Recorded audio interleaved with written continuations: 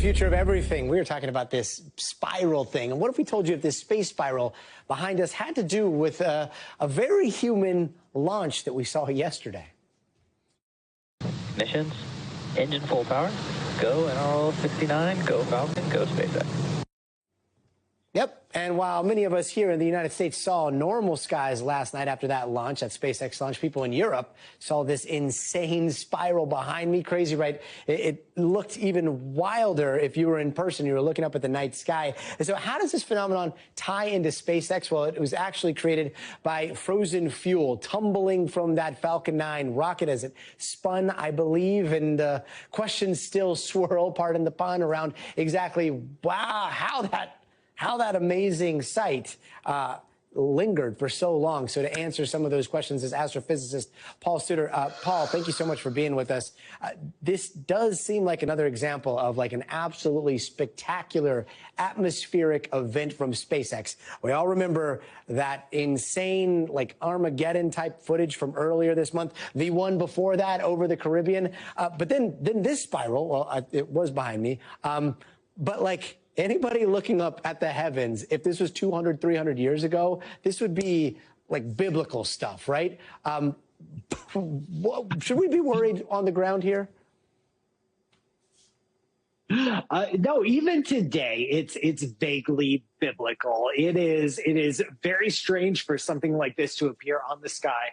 But unlike the Starship accidents earlier in the year, this is totally normal for SpaceX Falcon 9 rockets, because what you're seeing here is the second stage, the upper half of the rocket. Once that detaches and ignites, lifts the payload up into orbit, it's done. We're going to ditch it in the ocean. We're going to get rid of it. And before it comes back onto the Earth and is ditched in the ocean, it has to release its last little bit of remaining fuel, only like 100 gallons or so. We're not talking about a lot of fuel, and it's all methane.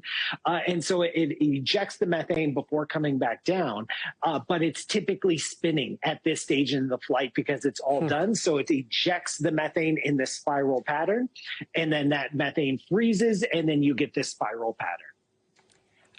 And yet, like, how do you exactly replicate this? Because I take my daughter and my son into our front yard whenever they're launching from Vandenberg, and we watch the Falcon 9 go up, and then we watch separation. We all get excited.